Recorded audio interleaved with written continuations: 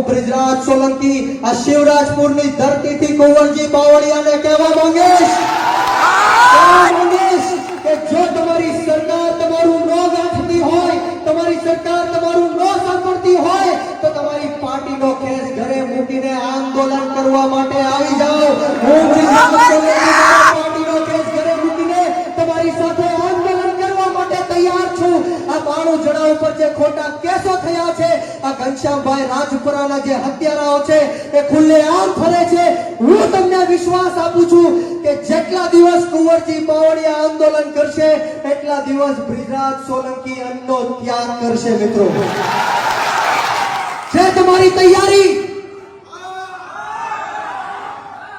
માત્ર ને માત્ર વીવીઆઈપી ગુલામો સરકારના ખોળામાં જઈને બેઠા છે. મિત્રો, મારે તમને વાત કરવી છે કે જે રીતના પોલીસ તંત્રએ જસદણ અને વિછિયાની અંદર તમામ સમાજ, જ્ઞાતિ અને ધર્મના લોકોને જે પીડા આપી છે, ધાક ધમકીઓ આપી છે, ત્યારે આ પોલીસ વાળાને પણ આ જાહેર મંચ ઉપરથી કહેવા માંગીશ કે જે દાંડાઈ, જે હલકાઈ આની પહેલા કરતા હતા, હવે તમારો આ ભાઈ બ્રિજરાજ સોલંકી જસદણ વિછિયાની અંદર આવી ગયો.